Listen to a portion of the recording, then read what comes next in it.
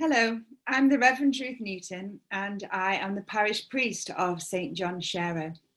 I hope that you've managed to have a look at this short video that explains the history of our biodiversity project in the churchyard and some of the advantages that it has afforded for the wildlife in the area. It also shows you much more clearly what the churchyard looks like when it's managed sympathetically than any of the photos I have. The churchyard is at its best in about June or July, but alas, creation tide falls in September, and it is still meadowland, but it isn't as full of beautiful flowers as it has been throughout the summer. So I'd like to share my screen with you and talk you through some of the advantages that I have found in having a churchyard which is managed for biodiversity and as wild space.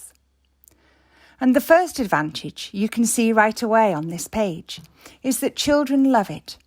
And we have two very photogenic ones here running through our meadow grassland. The 5 marks of mission are to proclaim the good news, to teach and to nurture new believers, to respond in loving service to the needs of the world, to fight injustice, and to safeguard God's creation. Obviously, what we're doing in the churchyard fulfills the 5th mark of mission, safeguarding creation. But we are convinced that our work in the churchyard fulfills all the marks of mission. It enables us to proclaim the good news and to make connections with people that we otherwise wouldn't be meeting. And a little later, you'll get a picture of my deputy church warden looking at some Good Friday grass. If that's not a stimulus for a conversation about proclaiming the good news, I don't know what is. We've also used the churchyard as an opportunity to teach and nurture, and we've particularly made some connections with the school. And we aren't just teaching them about biodiversity, we're using our churchyard also to explore issues of history and to teach the Christian faith. And we're responding to the needs of the world in loving service, because there is a need for green space, there is a need for biodiversity, there are connections being made with lack of green space and poor mental health. But also, we see ourselves as being an ark for vulnerable species, and so that species can continue to be enjoyed into the future. And we are also fighting injustice in our own way.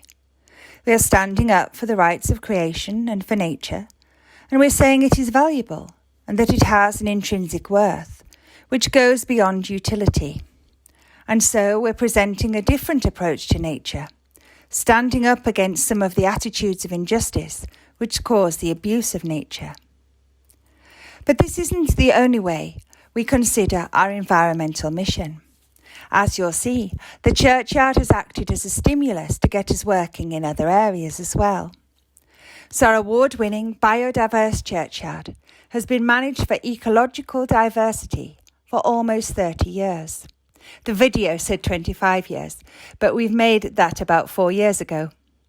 And the number of orchid spikes has increased since then. So it's approximately 200 orchid spikes that we have in our churchyard now. It won the Archbishop of Canterbury's Millennial Award in 2000. It was highly commended in the Church Times Green Award in 2017. And we were actually at that award with Canon Mandy, because the Bradford Cathedral project was also highly commended in those awards. And most recently, it has been recognised as a county wildlife site, which means that it has SINC status. It sounds dreadful, SINC status, but it's a site of interest for nature conservation. And we have opened our churchyard up to the community, and we have been seeking to establish rights of way within the churchyard, so it is never locked, so that the community can establish rights of way through this county wildlife site. The special features are MG5 Grassland. As Simon said in our video, the MG5 Grassland used to be really common, and it used to be all over the country, but it has been reduced by over 95%, and so now MG5 Grassland is very precious. We have meadow saxifrage, which you can grow in your garden. but which, when it emerges in the wild, is a signifier of this high-quality grassland. You saw Simon handling some yellow rattle, and we've got ladies' bedstraw, which is a very fine type of grass, and which used to be used as stuffing for bedding, but only for ladies. And we've got Good Friday grass, and the picture here shows wild orchids, which we're very proud of. And this MG5 Grassland is a historic grassland. It provides a snapshot into what the natural history of this country looked like before we had the reduction in meadowland and more intensive farming techniques. Now, people often get frightened when we talk about managing the churchyard for biodiversity because they think that the needs of the bereaved are going to be compromised. But you can see here that our churchyard isn't one entire meadow where all the gravestones are hidden and nobody can visit. This is actually the grave of Lister House, and it's a veterans' grave site, which includes a war grave. And as you can see, it's managed for the needs of the bereaved, and it's manicured to the standard of the Royal British Legion. But nevertheless, we have an agreement with the Royal British Legion that the stones have lichen on them, so that biodiversity is still there, even though it's manicured. And when people are buried in our churchyard, we often have extensive conversations with their relatives about how they would like the graves to be managed. Some people are requesting wildflower graves. Other people are requesting that they have more traditional, neatly cut graves, and we honour that. And anybody who wishes to visit a grave has a path to that grave, and that happens even if the path has to go through our meadow, because we always put the needs of the bereaved first. But the needs of the bereaved can be managed with nature in mind, and quite often people want to be buried at Cherish because of the way that we are managing our churchyard. But the needs of the bereaved are not compromised by the way that we manage it. This is my Deputy Church Warden, Peter, and you can see that he's looking at the Good Friday grass. This is a Good Friday grass just here, and he is responsible for the entirety of the project. And Simon, who you saw on the video, helps him with the planning and management for biodiversity. But Peter has overall control of the churchyard management. And on average, he works for 2 hours a day. So anybody who imagines that going for a biodiverse churchyard is just a way of putting your feet up couldn't be more wrong. It does require less mowing, but it does still require management. And Peter has a great pastoral ministry in the churchyard. He meets about 10 different people every day. So over the course of a week, he'll have met 60 bereaved people and spoken to them about the management of their graves and the like. So the personal touch, and shared with them what we're doing and the vision. And I think he's probably communicated a bit of the gospel and also delivered some pastoral care in the process. Our churchyard is on a dog walking route, and we welcome dogs into the churchyard, provided people clean up after them and keep them on leads. And Peter has many conversations with them, and he's building up a network of connections through his work in the churchyard. We've been able to establish a number of partnerships. Simon, who you saw in the video, also runs Nosterfield Wildlife Site, and we work quite frequently in tandem with them, sharing seeds and discussing when the right moment is to do the cut of the meadow, and sharing advice and best practice. We also have partnerships with York University, who sent drones to see what churchyards look like from above, and also microphones. And we've been collecting the audio of the churchyard. What does the churchyard sound like? Surprisingly noisy. We had Open Country, and thank goodness for Open Country. Open Country are a charity for people with learning disabilities who do wildlife projects. And you can perhaps speak to them yourself and see what they can offer your churchyard. But they come to ours, and they often do the cut for us. And they are perfectly capable of scything, which is really good. I don't think scything is essential, by the way. I don't want you to get the wrong idea, but it does offer another element to how we manage the churchyard. And we also work in conjunction with Caring for God's Acre. And Caring for God's Acre are the people that you should contact if you want to have a biodiverse churchyard yourself. Although you can contact us.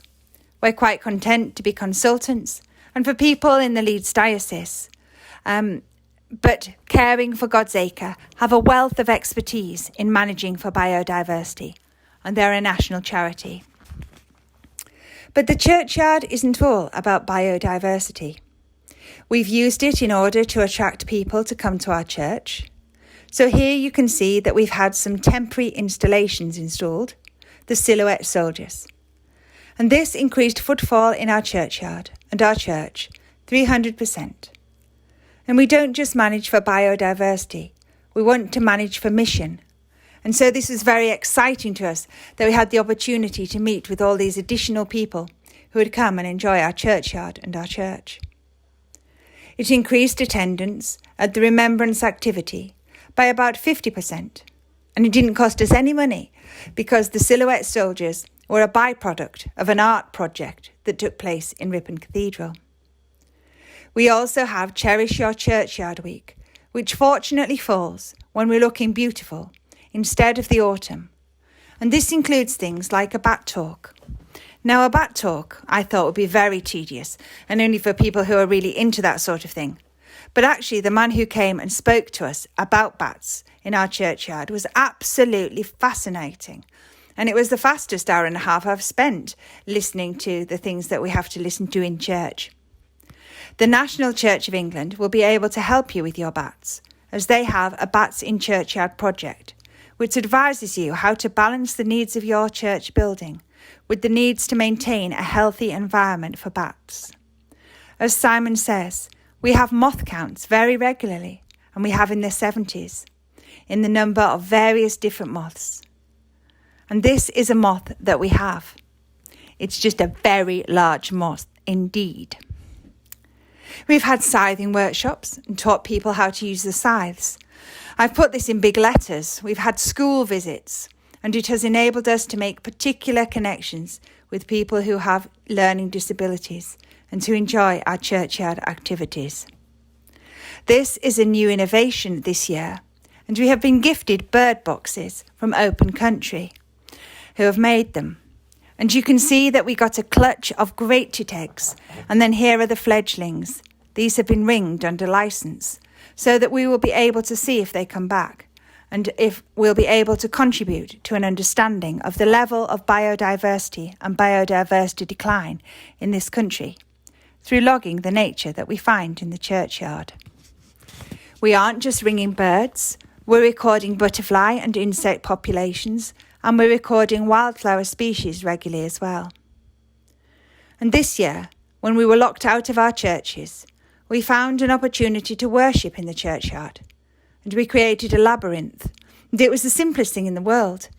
It was simply mowing in circles and creating a pathway through the grass. This is in our poor quality meadow, so it doesn't matter if we're cutting it at the wrong time of year, or while people are trooping through it. But again, it just allowed us to enable people to enjoy the churchyard and enjoy the peace and the sounds of the birdsong.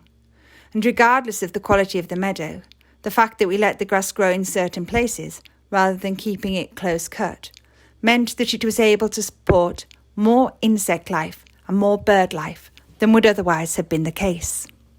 But the primary purpose was to give people a prayer place when we couldn't go into church. The churchyard also provides us with volunteering opportunities, and I often say that it helps us to reach the places that other churches don't reach, because we don't have a great number of young people in our rural churches sometimes. But we've had a number of young people coming and working and volunteering in our churchyard to fulfil the volunteering requirements of the Duke of Edinburgh or their school volunteering requirements. And on these occasions, this shows somebody logging the species and taking photographs. But we've also had them working on the meadow and pulling out rogue grasses, because sometimes there's grass in the meadow that we don't really want to be there. It shouldn't be there, and it would crowd out the other grasses. So we've had them pulling out the different grasses and working on the maintenance. But it does provide volunteering opportunities, and I'm eager to take this forward and to take a project where we're actually logging the biodiversity much more extensively and taking photographs. It's also acted as a catalyst for our eco-church award. And yes, here's a picture of me with my side looking a little like a manic grim reaper. But this was us receiving our Bronze Eco-Church Award. We've now received our Silver Eco-Church Award, and we understand that our environmental mission is not only about biodiversity, but about being a leader in relation to climate change and carbon reduction and being advocates for the earth. And this arose out of our work in the churchyard, and it changed our spirituality, and so we are much more attentive to the needs of the earth and much more aware of environmental projects as a whole. So what next? Well, I'm seeking £8,000 a year to fund an environmental learning officer. I have to say that I've been seeking funding of £8,000 a year for an environmental learning officer for a couple of years. And I'm wanting someone who will be able to coordinate the volunteer opportunities and promote the churchyard and maintain the connections that we've made. And finally, here is a picture of our churchyard in summer. This is actually our spring meadow, and it has already yielded the spring flowers, and we're looking over now to the church, into the summer meadow, where the summer flowers will emerge. But the church is not just left to its own devices. The churchyard is cut at appropriate times of year, and there are places where it always looks smart, even though it's producing the meadowland.